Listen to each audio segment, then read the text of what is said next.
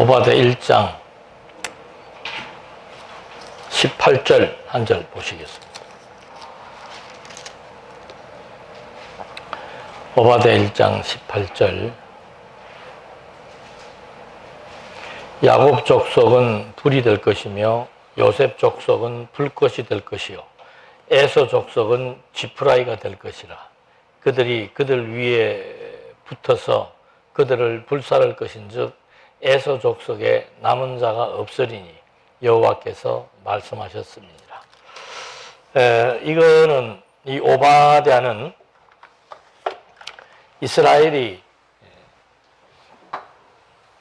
이제 북쪽 이스라엘은 722년도에 아수르에 망했고 이 남쪽에 대한 얘기입니다. 남쪽 유다가 609년도에 바벨론에 이제 포로로 끌려가고 538년도에 이제 해방이 되는데 이 609년도를 기점으로 해서 그때 인접한 상황들에 대한 얘기입니다.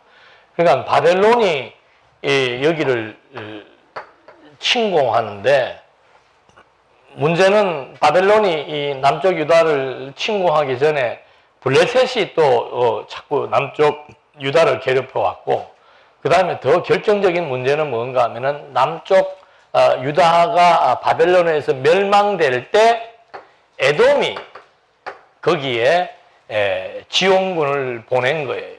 그러니까 예를 들면은 우리나라가 일제에 짓밟힐 그때 뭐 옆에 있던 대만이 일본과 합세해서 우리나라를 같이 더 침공하는데 힘을 보탰다. 그러면 우리하고 대만하고는 지금 일본과의 그런 정서적인 관계처럼 좋을 수가 없는 거죠.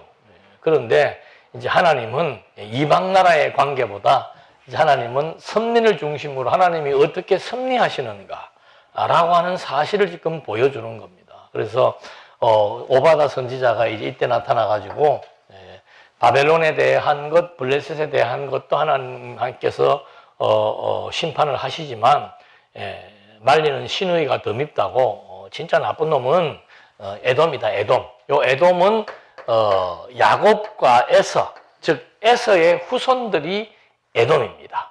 야곱의 후손은 유다고 요셉과 유다고 방금 읽어드린 말 중에서도 그 요셉이 나오고 유다가 나오잖아요. 요셉은 북쪽을 대표하는 지파고 남쪽의 대표 지파는 유다가 되는 거죠. 그래서 마지막이 되면은 하나님께서 남쪽 유다와 요셉은 불같이 번성하고 번영할 것이고 이 에돔은 그 불에 타서 없어지는 그런 초계와 같은 하나의 풀에 불과 마른 풀에 불과한 그런 나라가 되도록 하나님께서 심판하겠다. 그 말을 지금 하시는 겁니다. 그래서 읽어드린 그 주제의 의미는 반드시 하나님의 선민을 괴롭혀왔던 백성들에 대해서는 하나님이 반드시 응징하신다.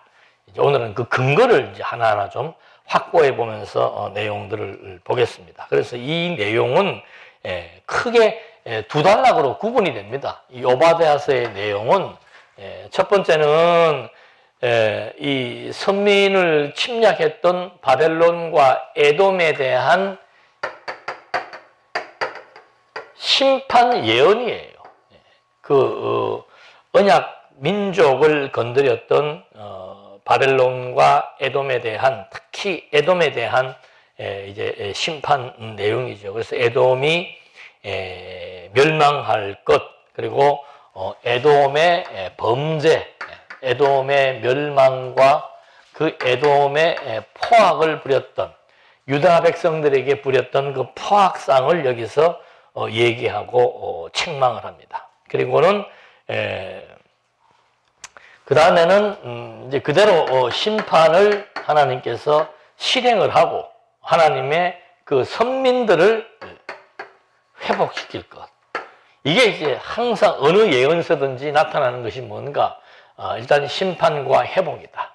어떤 때는 하나님의 백성을 심판하고 회복시키기도 하고 어떤 때는 이방을 또 심판하고 하나님의 선민나라를 회복시키기도 하는 요 교차 섭리, 이것이 이제 항상 어떤 예언서든지 적용이 되게 돼 있죠. 네, 그래서 이런 이제 구조로 되어 있습니다. 그래서 이렇게 해서 하나님의 언약대로 다윗 왕국을 회복하신다.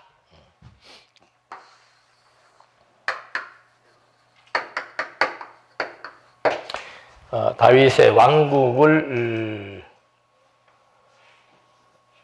회복하신다라고 나와 있는데, 이 회복에 대해서는 항상 그 많은 내용의 분량의 내용은 결국 에돔에 대한 심판이고, 짧지만 강력한 약속은 하나님의 선민을 회복시키는 그런 내용들로 이제 소개가 되고 있습니다. 먼저 1장 1절로부터 4절까지 한번 읽어보시겠습니다. 주 여호와께서 에돔에 대하여 이와 같이 말씀하십니다. 우리가 여호와께로 말미암아 소식을 들었나니 곧 사자가 나라들 가운데 보내심을 받고 이르기를 너희는 일어날지어다. 우리가 일어나서 그와 싸우자 하는 것이니라. 보라,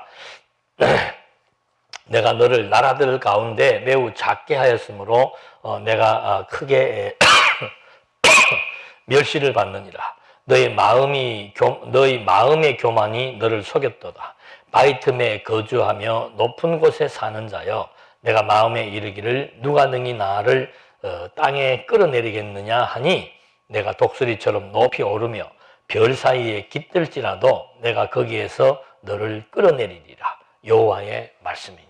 그러니까 이제 에돔 족속의 교만에 대해서 하나님이 일단 책망을 합니다. 그러니까 하나님이 어떤 심판을 할 때는 반드시 그 심판받아야 될 근거, 이유를 밝혀놓고 하나님께서 심판하시는 거죠. 그래서 인류도 마찬가지입니다. 모든 인류가 아담 타락 이후로 온 인류가 다 죄인이라고 하는 사실을 밝혀놓고 그 근거에 의해서 멸망할 자 멸망하고 그 근거에 의해서 또 구원할 자 구원하시는 하나님의 섭리처럼 이제 에돔 족속이 바벨론이 하나님의 유다 민족을 침공할 때 바벨론과 합세했던 에돔 민족에 대한 멸망을 예고하는데, 이들이 뭐 지난 시간도 그런 말씀했습니다만은 이 에돔이라고 하는 나라는 계속해서 사울, 다윗, 솔로몬 계속 이들 왕 때도 전쟁을 했고 때로는 패배하기도 하고 때로는 괴롭히기도 하는 그런 이제 관계에 있었다고 말씀을 드렸습니다. 그런데 중요한 것은 이 에돔이라고 하는 나라가 지형에 보면은 오늘 아침에 새벽에 보니까 뭐 요르단 거기도 나오는데 요르단이 뭐 완전히 돌밭이고 돌산이에요. 그런 것처럼 이 에돔 땅도 보면은 천혜의 요새가 있다 그러잖아요. 해발이 1600m랍니다. 그러니까 바위가 1600m 찌른 바위 속 안에 에돔 나라 사람들이 살고 있기 때문에 어느 누구도 그 민족을 완전히 없앨 수 없다는 거죠. 여러분, 월남전 때 그 미국이 월남전에서 전쟁에 실패했잖아요. 그 패배한 이유가 뭡니까? 지형적인 조건이에요. 완전히 밀림이 많아가지고 아무리 그 약 뿌린 거, 고엽제 그거를 뿌렸어도 그거 갖고 해결이 안 되는 거예요. 나중에는 하다 안 돼가지고는 손 놓고 철수해버리잖아요. 그런 거를 이 에돔 사람들이 잘 알고 누가 우리를 이 바위 틈에서 끄집어내겠느냐 하니까 이제 하나님께서 오바다를 통해서 네가 독수리처럼 높이 오르며 별 사이에 깃들지라도 아무리 1600m 고지가 되는 그 돌 성벽 사이에 너희들이 주거한다 할지라도 여호와께서 거기에서 너를 끌어내리리라. 여호와의 말씀이니라. 그러니까 아무리 대단한 민족이고 여러분 로마가 망할 거라고 생각했겠습니까? 근데 로마가 망합니다. 애굽의 그 대단한 권세가 망할 거라고 생각했는가? 망합니다.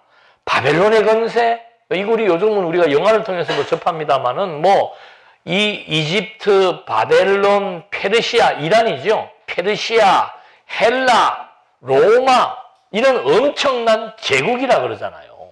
그런 제국들이 망할 수 있다는 거죠.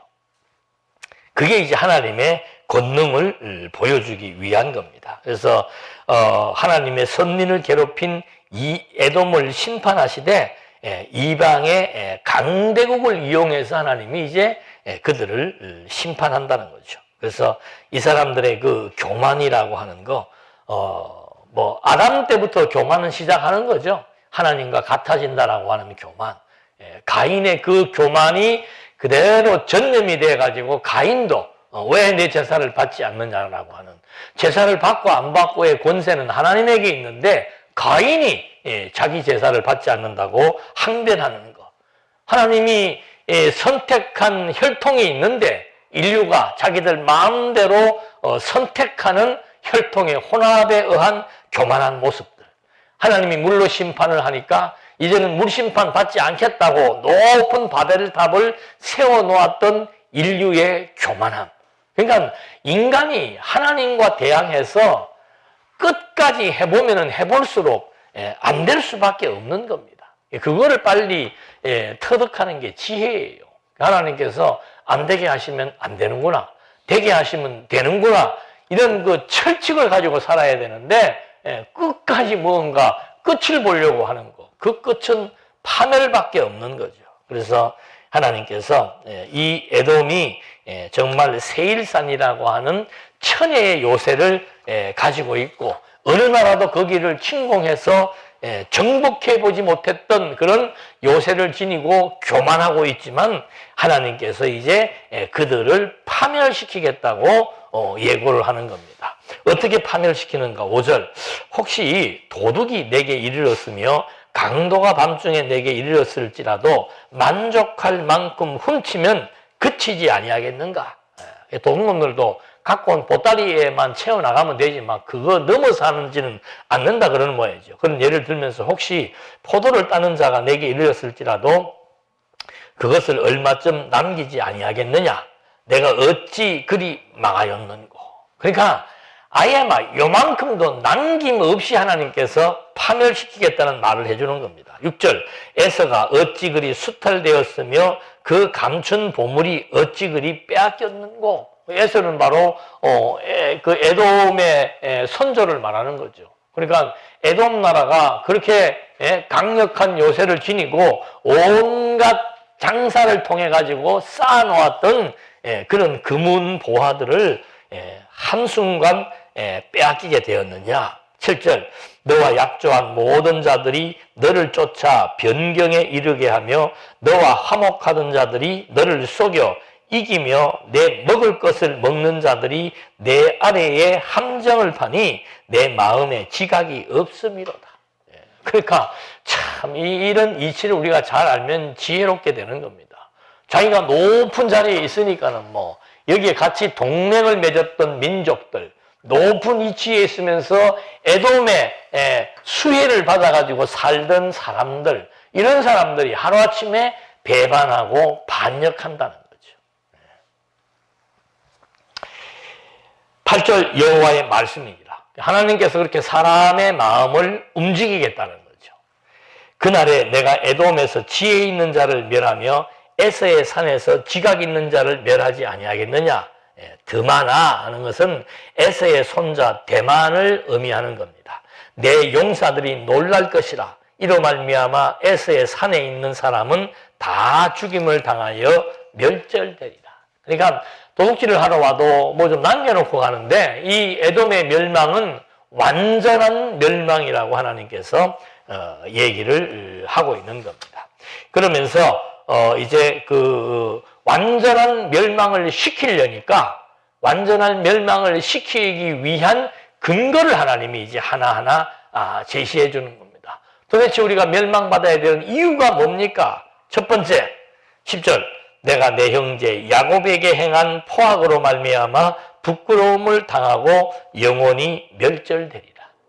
야곱은 옛날에 그 광야길을 지나갈 때도 길도 안 비켜주고 했던 것뿐만이 아니고 바벨론에 의해서 침공될 때 그때 같이 합세했던 것. 내가 멀리 있었던 날 곧 이방인이 그의 재물을 빼앗아가며 외국인이 그의 성문에 들어가 예루살렘을 얻기 위하여 제비 뽑던 날에 너도 그들 중 한 사람 같았느니라.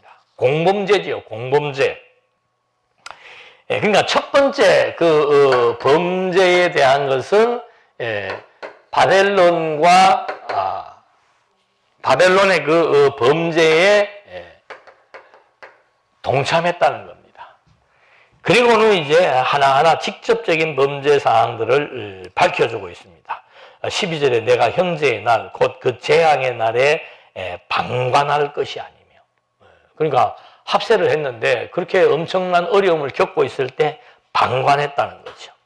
그러면서 유다 자손이 패망하는 날에 기뻐할 것이 아니며 그 고난의 날에 내가 입을 크게 벌릴 것이 아니며 또 내 백성이 환난을 당하는 날에 내가 그 성문에 들어가지 않을 것이며 환난을 당하는 날에 내가 그 고난을 방관하지 않을 것이며 환난을 당하는 날에 내가 그 재물에 손을 대지 않을 것이며 내 거리에 서서 그 도망하는 자를 막지 않을 것이며 고난의 날에 그 남은 자를 원수에게 넘기지 않을 것이니라. 완전히 싸움 말리는 시어머니가 아니고 막 뒤에서 불을 지르는 그런 신의 역할을 한 것이지요. 어떻게 네 같은 그래도 동족인데 그들이 망하는 것을 보면서 도리어 도망가는 사람까지 잡아가지고 적군의 포로로 넘겨주는 그런 잔악스러움, 이것을 지금 하나님께서 용납하지 못하겠다 이 말입니다. 15절 여호와께서 만국을 벌할 날이 가까웠나니 내가 행한 대로 너도 받을 것인즉 내가 행한 것이 내 머리로 돌아갈 것이라. 너희가 내 성산에서 마신 것 같이 만국인이 항상 마시리니 곧 마시고 삼켜서 본래 없던 것 같이 되리라. 그러니까 이거 나라 하나를 자체를 그냥 지금 없어졌잖아요. 그 나라가. 나라 자체가 완전히 없어지도록 완벽한 재앙을 내리시겠다고 하나님께서 선언을 하고 계시는 겁니다. 자, 이제 우리가 하나 좀 봐야 될 것은 신명기 30장 6절, 7절을 좀 보시겠습니다.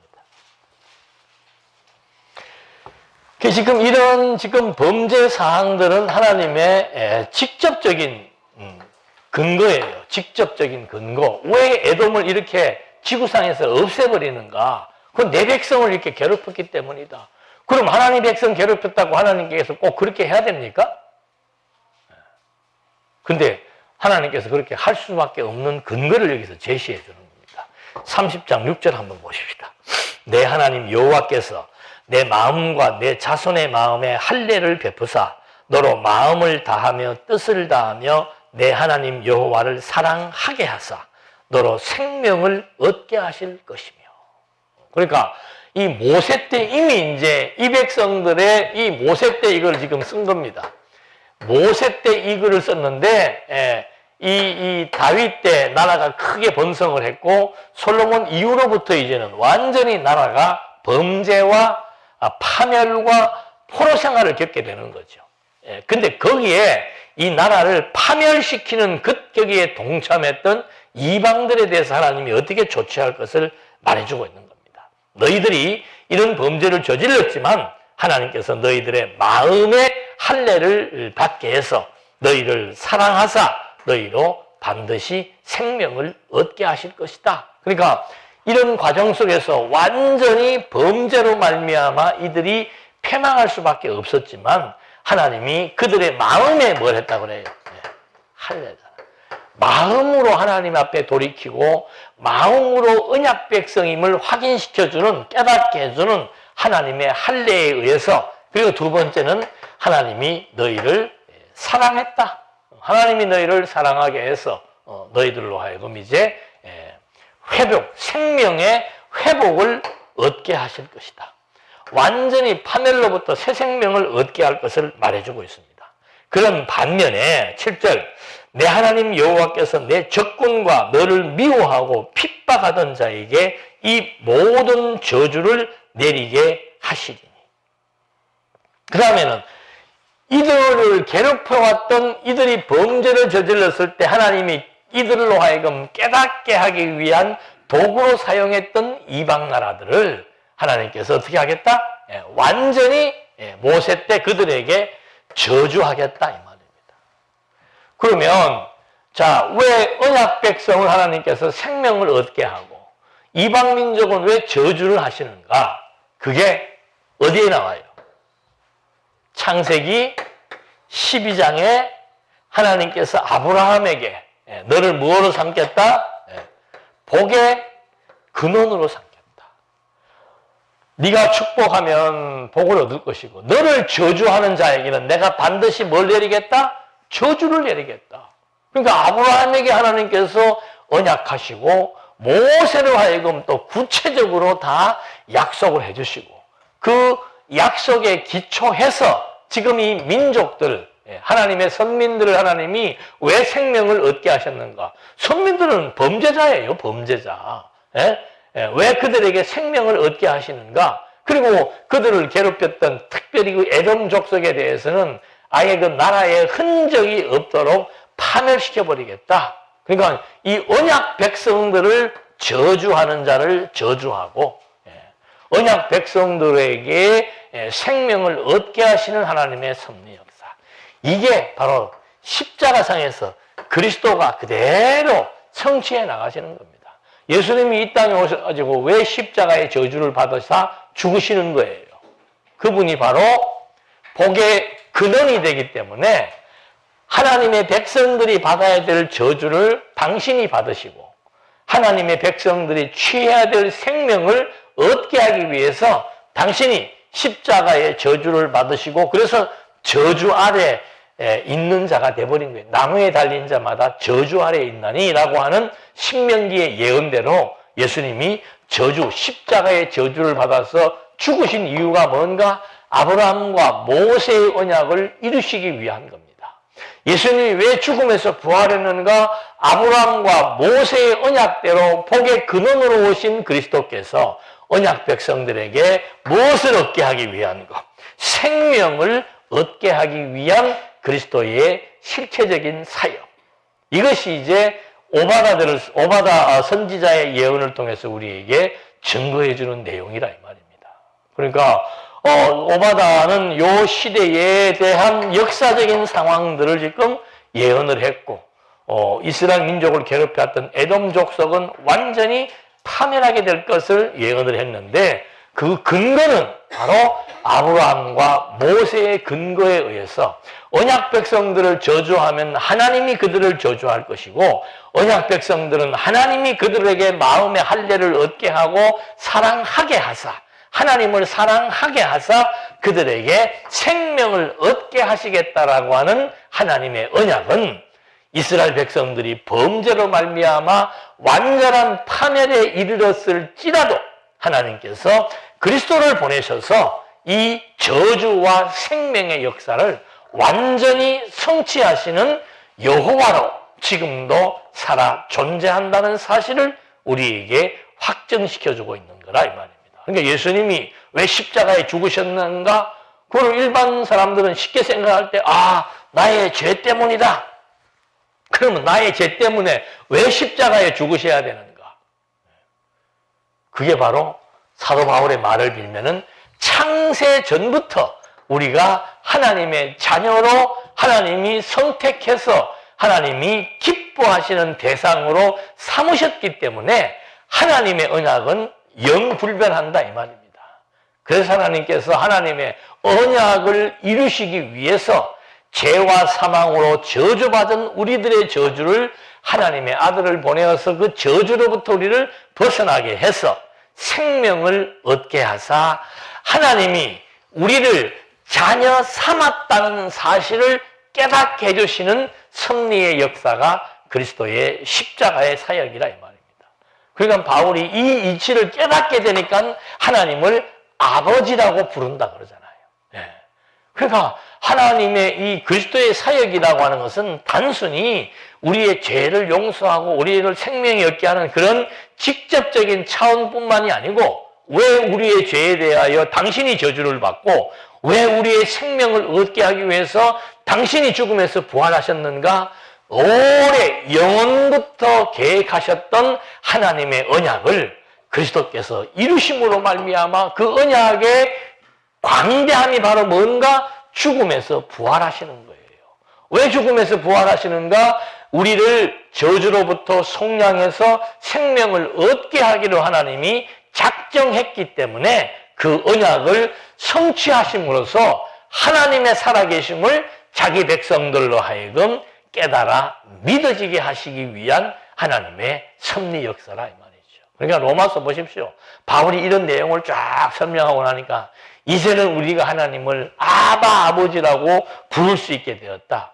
그게 창세전부터 하나님이 세워놨던 계획을 그리스도의 죽으심과 부활의 사건을 통해서 우리가 의로운 자가 되고 생명을 얻는 자가 되었다는 사실을 깨닫고 하나님의 존재를 확인하게 되는 거라 이 말입니다. 그러니까 기독교의 진리는 단순히 우리 자체의 구원에 묻는 것이 아니고 내가 하나님께서 나로 하여금 마음의 할례를 얻게 하고 하나님을 사랑하게 하사 생명을 얻게 하심은 바로 영원하신 하나님이 지금도 살아 존재하신다는 사실을 깨달아 믿어지게 하시는 하나님의 은혜의 선물의 역사라 이 말이죠. 이런 섭리에 의해서 우리가 그리스도를 통해서 하나님의 존재가 믿어지게 되는 것이고 그 믿어진다는 것이 하나님을 의지하게 되고 주어진 모든 상황들을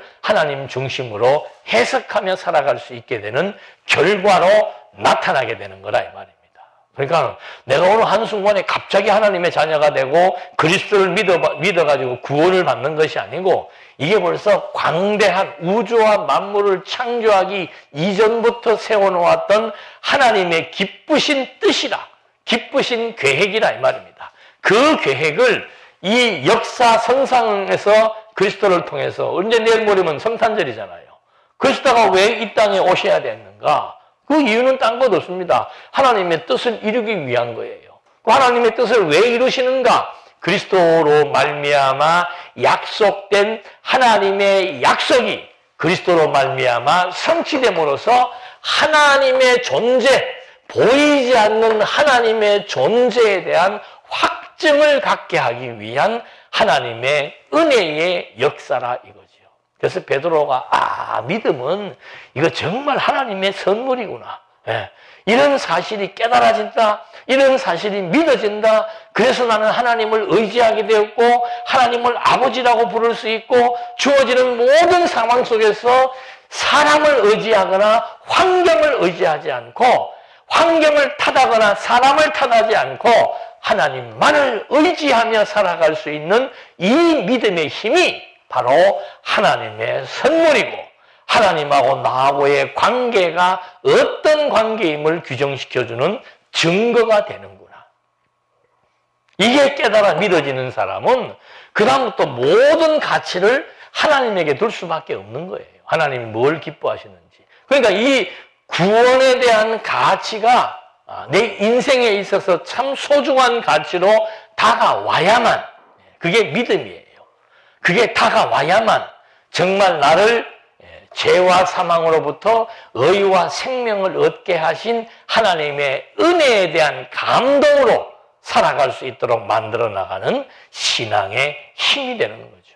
그 신앙의 힘이라고 하는 것은 직장생활이든 사회생활이든 교회생활이든 가정생활이든 어떤 영역 속에서도 일관되게 나타나게 돼 있는 거예요. 직장생활이 얼마나 힘들고 고달픕니까?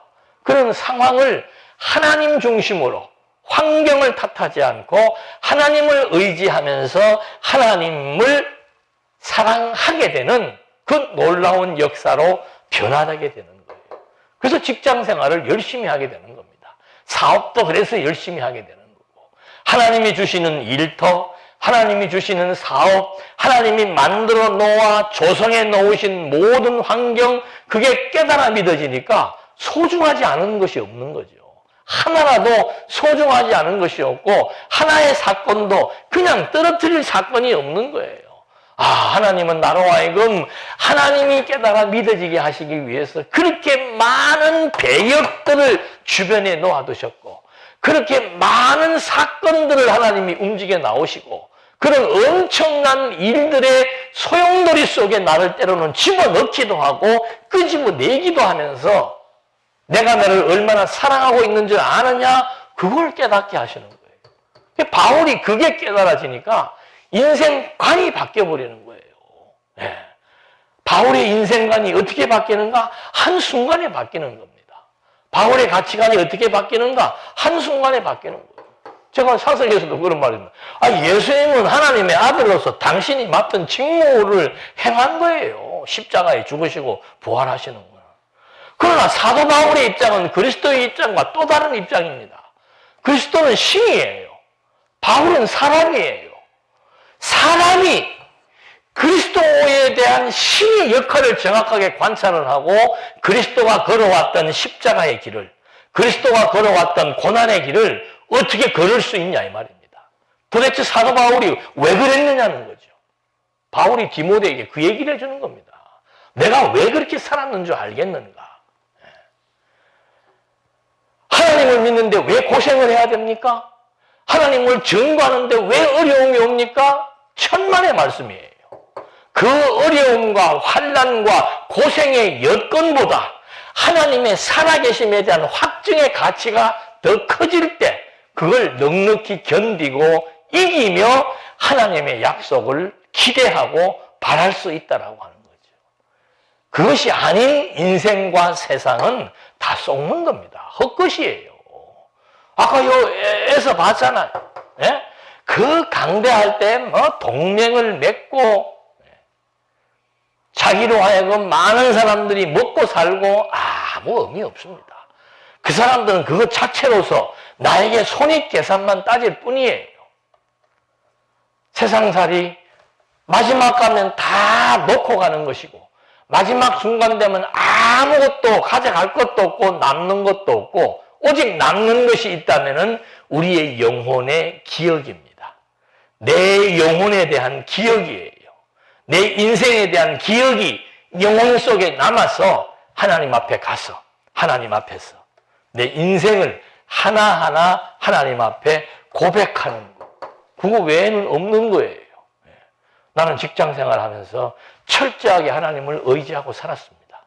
내게 주어진 여건 하나님이 주신 은혜인 줄 알고 열심히 살았습니다. 물론 때로는 좌절할 수도 있고 때로는 실망할 수도 있고 때로는 포기하고 싶었을 때도 있었지만 하나님이 나로 하여금 하나님을 사랑하게 해주셨기 때문에 하나님의 은혜와 사랑을 깨닫고 묵묵히 지금 내게 주어진 모든 허락된 시간을 하나님 앞에서 해석했고 하나님만을 의지했고 하나님을 찬송하면서 내게 주어진 상황들에 대한 의미를 깨달으며 살아왔노라. 이것이 성도들이 마지막 하나님 앞에서 해야 될 고백의 내용을 사도 바울은 미리 디모데에게 밝혀준 거죠. 아들 디모데야, 너도 고난받아라. 고난이라고 하는 것은 별거 아니다. 어차피 인생 목숨 붙어 있는 한 누구든지 어려움이라고 하는 것은 올 수 있지만 하나님의 백성들에게 주어지는 고생과 고난이라고 하는 것은 의미와 가치의 수준이 다르다고 하는 사실을 피력한 것처럼 지금 하나님께서 왜 이방 나라는 이렇게 철저하게 파멸시키고 하나님을 몰라서 배반한 이방 나라야 범죄하는 게 당연하잖아요. 그런데 하나님의 선택된 백성인 유다민족이 범죄했음에도 불구하고 왜 그들에게는 생명을 얻게 하는 역사를 하나님이 집행해 나가시냐 이 말입니다. 그게 하나님의 뜻이에요. 그게 하나님의 언약이고 그게 하나님의 일방적인 사랑하심입니다. 기독교의 진리는요, 신과 인간이 서로 합의 보는 게 아니에요. 하나님이 일방적이고 무조건적으로 사랑하는 거죠. 그걸 하나님께서 우리들에게 가정이라고 하는 걸 통해서 배움을 주는 겁니다. 부모가 자식을 무조건적으로 사랑하는 것처럼. 오늘 새벽에도 일찍 눈을 떠서 보니까는 고래 생태를 촬영하는 게 나왔는데 그 어미 고래가 새끼를 교육시키기 위해서 먼 바다 무슨 어딘가 지금 기억이 안 나는 무슨 하와이 옆에 있는 그런데 와가지고 엄청난 거리를 새끼를 놓기 위해 목적은 하나밖에 없답니다. 새끼를 놓기 위해서 엄청난 거리를 달려와서 새끼를 놓고 그 새끼를 훈련시켜서 본인이 기운이 떨어져 가지고 다시 수천 킬로를 갈 수 있는 기력이 없으면은 그냥 거기에서 죽는 거래요. 고래도 자식을 무조건적으로 사랑하는 그 사랑의 힘으로 살아가는 것을 생생히 보여주더라고요. 하나님의 사랑이란 무한한 겁니다. 일방적으로 선택했고, 일방적으로 사랑했고, 일방적으로 찾아왔고, 끝까지 사랑해 주시는 하나님의 사랑에 대한 확증, 이것이 성도들이 알아야 될 가장 중요한 교육적 가치라 이 말입니다. 그래야 우리의 생각이 바뀝니다. 우리의 가치가 바뀌고 삶의 의미가 달라지는 거예요. 내가 왜 이 일을 해야 되는가? 내가 왜 이 고생을 하면서 살아야 되는가? 그거에 대한 해답을 성경은 우리에게 제시해주고 있는 거죠. 조금 더 읽어보겠습니다. 10 몇 절까지 했죠? 다시 오바데로 돌아가서 17절에 오직 시온산에서, 이거는 이제 하나님의 언약 백성에 대한 하나님의 예언 약속입니다. 오직 시온산에서 피할 자가, 이 시온은 예루살렘이지요. 그 산이 거룩할 것이요, 야곱 족속은 자기 기업을 누릴 것이며, 야곱 족속은 불이 될 것이며, 요셉 족속은 불꽃이 될 것이요, 에서 족속은 지푸라기가 될 것이라. 그들이 그들 위에 붙어서 그들을 불살할 것인즉 에서 족속에 남은 자가 없으리니 여호와께서 말씀하셨습니다. 그들이 네겝은 유다의 최남단 지역입니다. 에서의 산과 평지와 블레셋을 얻을 것이요, 또 그들이 에브라임의 들과 사마리아의 들을 얻을 것이며, 북쪽을 말하는 거죠. 베냐민은 길르앗을 얻을 것이며, 사로잡혔던 이스라엘의 많은 자손은 가나안 사람에게 속한 이 땅을 사브랄까지 얻을 것이며, 예루살렘에서 사로잡혔던 자들 곧 스바랴스에 있는 자들은 네겝의 성읍들을 얻을 것이라. 구원받은 자들이 시온산에 올라와서 에서의 산을 심판하리니 나라가 여호와께 속하리라. 그러니까 이게 이제 결국 나중에 에스라, 느헤미야, 에스더를 통해서 70년 포로 생활이 끝나고 나니까 북쪽 백성들, 흩어져 버린 나라 잃어 만방에 흩어진 이스라엘 백성들, 남쪽 유다 백성들이 어디로 올라온다 그랬어요? 예루살렘으로 다 직결하는 거예요. 예루살렘에 직결해서 예루살렘에서 성전을 짓고 성곽을 수축하고 하나님 여호와께 제사를 드렸는데, 이것은 모형이라 이 말입니다. 이제 이스라엘 백성들이 예루살렘에 모여서 여호와께 제사를 드렸던 그 모형적인 승리의 역사가 그리스도를 통해서 예루살렘 성문 밖에서 죽으시고 부활하시는 그리스도의 사역은 온 세계 만방에 흩어진 하나님의 권속들에게, 하나님의 예정하신 기쁘신 뜻대로 예정하신 하나님의 자녀들에게 생명을 얻게 하시는 영원한 제사의 사역을 통해서 이제는 이방인이든 유대인이든 상관없이 창세 전부터 하나님이 예정해 놓았던 하나님의 자녀들을 하나님이 마음의 할례를 얻게 하고 하나님을 사랑하게 하사 그리스도의 죽음의 저주의 희생을 통해서 새 생명을 얻은 하나님의 백성들로 하여금 이제 영원히 하나님의 자녀로서 영원한 하나님의 나라에서 영원히 하나님과 더불어 살아가게 될 하나님의 약속이 최종적으로 주어져 있다는 사실을 성경이 우리에게 증거해주고 있는 겁니다. 그래서 하나님의 백성들은 미래의 소망을 갖고 사는 거예요. 이 땅에 살면서 우리가 고난과 고생과, 그러니까 베드로가 나그네처럼 흩어져 있는 아시아에 있는 교회 성도들을 향해서 너희가 불같은 시련을 지금 겪고 있지만 너희들의 그 시련은 가치 있다는 거죠. 왜? 우리의 영혼이 결국에 가서는 구원을 얻게 될 것이고, 우리의 영혼이 구원을 얻는다는 것은 하나님 나라의 백성으로서 영원한 하나님 나라에서 하나님과 더불어 만국을 통치하며 살아갈 하나님의 권속으로서의 삶이 예비되어 있기 때문에 현재의 고난은 장차 나타날 영광과 좋게 비교할 수 없다라고 하는 확신의 말씀, 이것이 오바댜 선지자를 통해서 주어진 예언이 그리스도를 통해서 완벽하게 성취됨으로써 이제는 그리스도의 몸된 교회를 통해 영원한 하나님의 나라가 선포되고 실현되는 산 역사가 오늘을 살아가는 우리들을 통해서도 실현되고 증거되고 있다는 사실 또 한 번 깨달으면서 보이는 것 때문에 마음 상하거나 보이는 것 때문에 자고해지지 마시고 하나님 의지하면서 하나님의 뜻을 중심으로 긍정적인 해석을 통해서 영원한 찬양의 소리가 늘 끊이지 않고 주어지기를 바람하지 않겠습니다. 기도하시겠습니다.